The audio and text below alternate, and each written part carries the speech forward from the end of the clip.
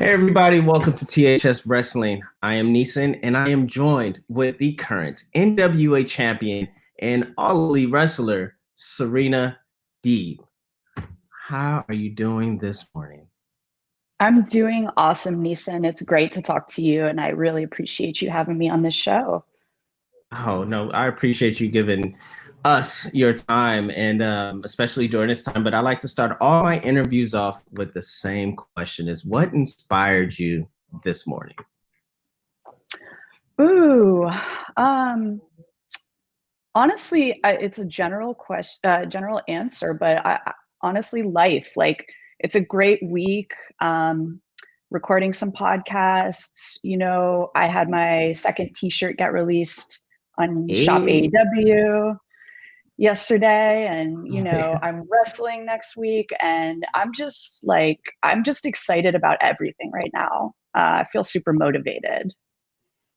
that's important to be motivated, especially waking up and having that feeling of just being motivated and ready to tackle the next thing that's going to be thrown at you is a special feeling to have. For sure. Yeah, thank you for Um, asking that. nah, no problem. We're gonna get to last night because I the t-shirt and get your t-shirt release.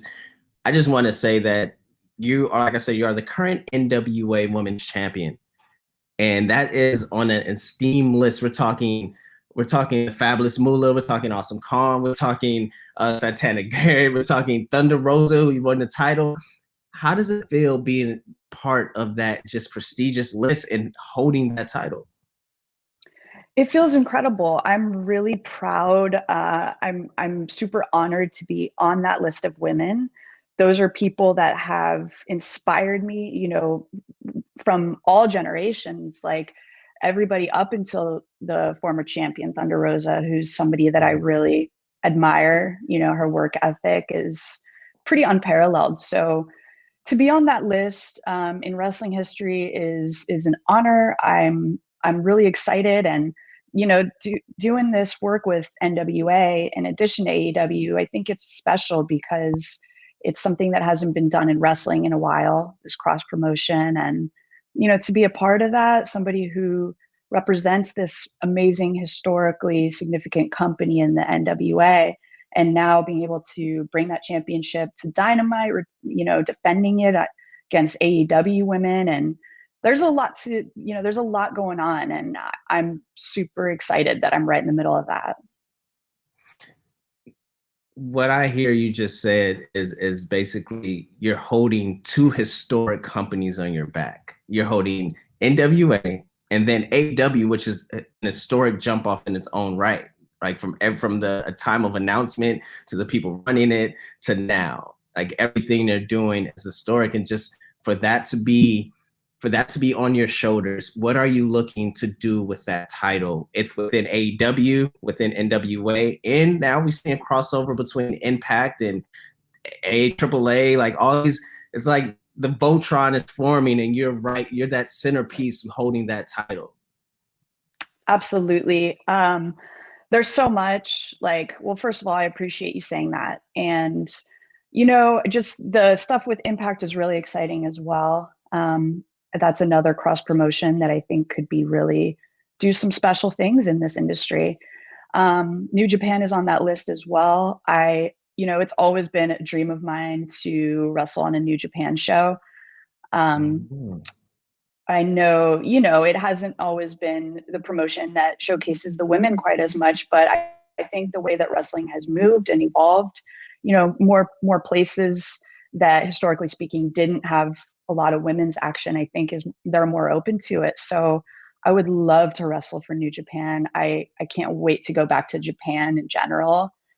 It's my favorite place to wrestle and my favorite country, et cetera, et cetera. But in the foreseeable future, I'm really excited. NWA is probably starting back up again with some tapings in January or early next year. And I'm excited to go over there and, just get in the ring with some different women.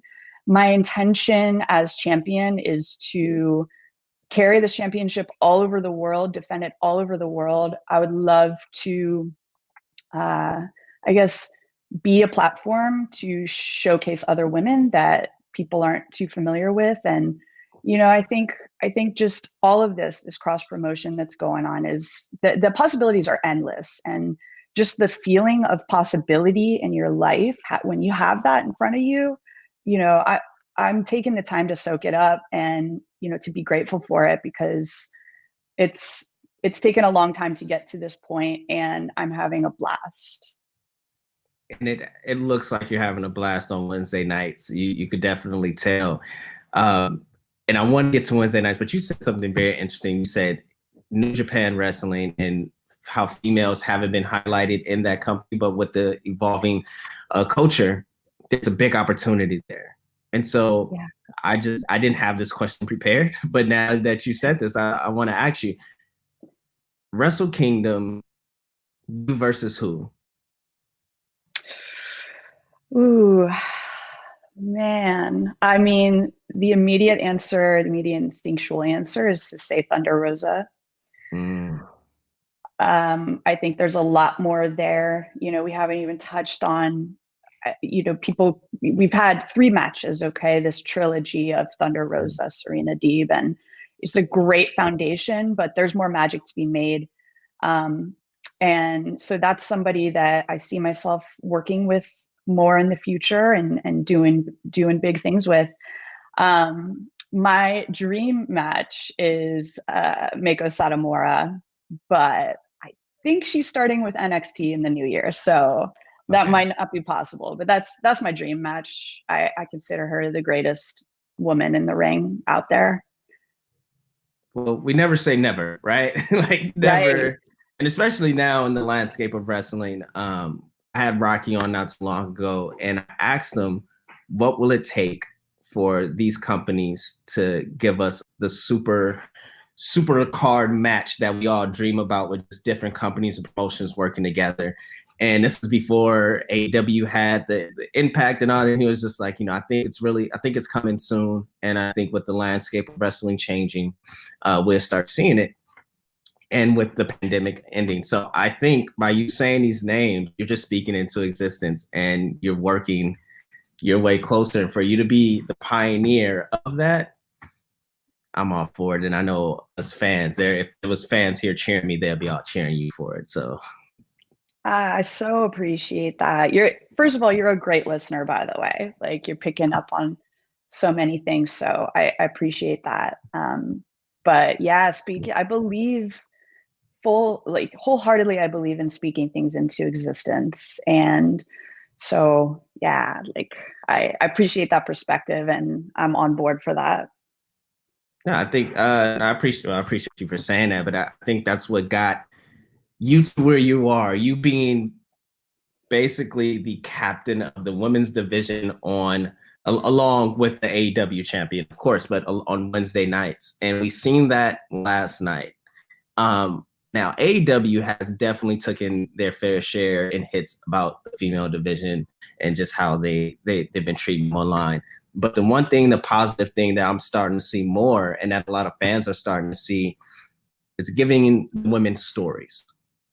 And we seen the big pull apart last night, and I seen that when you said earlier about the joy and you having fun. As much as serious in that, I seen the fun in it as well. Can you just talk about the women's locker room and just how, together or not together, just the energy and the synergy that goes on within an AEW women's locker room? Absolutely. Well, it's a team, 100%. I can feel it. It's a feeling that is rare in women's locker rooms, and I've only experienced that, a few times in my career, and I'm 100% experiencing that at AEW. Everyone supports each other. Everyone encourages each other. I think that morale is pretty high right now amongst the women, and it's we're all working to prove ourselves and to put this division on the map. People have to remember AEW is pretty new. Mm-hmm. It can, relatively speaking, it's a year old. There's still so much growth to be had all across the entire company. So I think if people remain patient, they're going to get what they want. And, the fact that the women have more stories now. I think it's exciting for everyone. And, it's motivation and inspiration. Sometimes it can be really matched with, what's happening in it. If what's happening is exciting, then the motivation and the inspiration will also increase. And, that I feel like that's what's happening right now. People are getting excited about sinking their teeth into some emotional situations. And, I hope people are enjoying it. And I could say from a personal standpoint, the second I walked into AEW, my intention was to help elevate that division and be a change maker and make it better. So, I'm on a mission. I have a very clear vision of what my mission is, and I'm dedicated to that, You could sense, and just by us having this conversation, but just going over your career, you could sense you're very hyper focused when you're dedicated onto something. Like I could sense this in this conversation. Like it's very hyper focused. Where did that come from? Like was it instilled in you as just you always had it, or was it something that clicked eventually as a teenager? Like where did it come from? It's definitely an element of my personality. If I'm focusing on something, I'm really focused, very tunnel visioned, and have like kind of that obsessive compulsive, approach to psychologically to things, which really works in my favor in a lot of ways. Citing wrestling as the main example. The thing is, I fell in love with wrestling at a very young age, and I was obsessed. Like, I'm telling you, this is all I talked about. It was all I thought about. My parents, my friends were all just like, didn't really know what to do with it. And, when I got into wrestling, that, kind of like those obsessive roots were already there. And it helped me a lot with having that kind of focus, because I believe if you love something like I do with wrestling, you have to put your whole heart into it. And you won't get the results that you want if you don't. And it takes a lot of sacrifice. I've sacrificed a lot in my life. And it takes a lot of challenges and hard times as well. But I don't know, it's kind of just like that eye of the tiger feeling, which is how I've always felt about wrestling.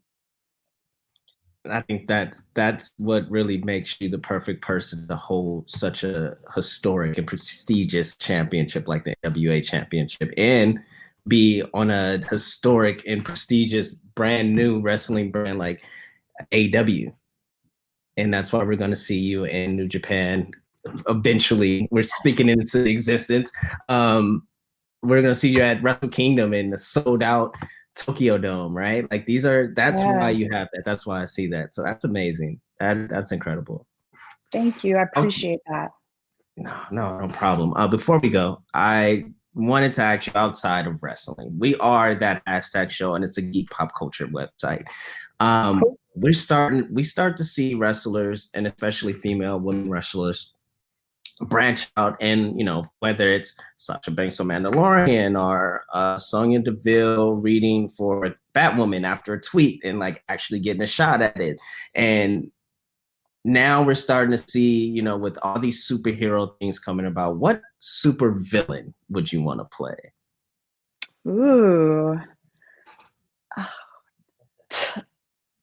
I might be really naive and ignorant to that question.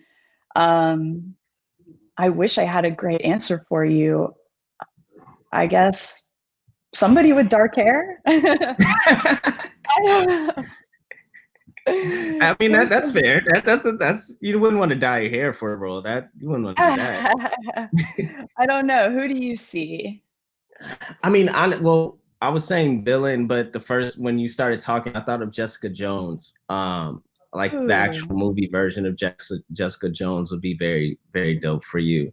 And between her character and just her strength and the way her poise that character has definitely fits you. So I think, and that comes across on screen. So that was my first thought, not villain, but I was like, let's switch it up. Let's see about a villain, not a hero per se. But is there anybody in television, like it doesn't have to be superhero, but let's say like a heel in television, a role that like a dream role that you'll have? A dream role. Gosh, I don't know. I honestly, when you were answering me, my mind went to Laura Croft. I know she's Ah. not so much a villain, but I've always loved her look, her image, Mm. you know, just the badassery of that character, you know. The athleticism, all of that. That's a role in movies that I've looked at over the years as, ooh, that'd be really cool. And see, that was just a setup to say, hey, TNT, you need to develop a limited series of Tomb Raider now, Yes. and have you play Laura Croft. That's That amazing. needs I love what you did there. that needs to happen. Well, the last question I want to ask you before we go, and I know I said that was the last question, but now this is the last question. AW Wednesday nights has really made us wrestling fans not only happy but interested, and you can see it in the numbers. And no matter across all platforms, wrestling has been really good in rising the boats. When it comes to not only your NWA championship but representing women's wrestling, what is your goal within the next year of 2021?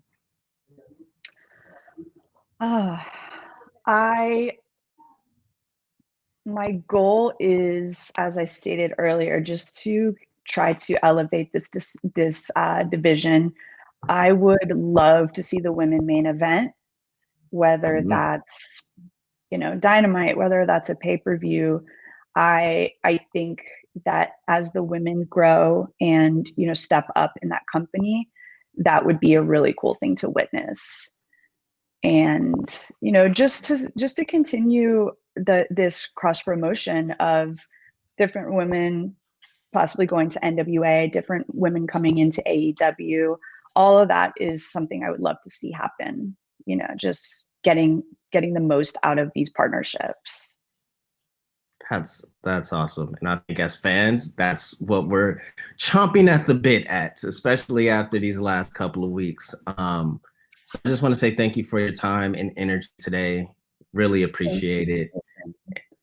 And we're hoping for nothing but the best, and you hold that title for a very long, long, long title reign.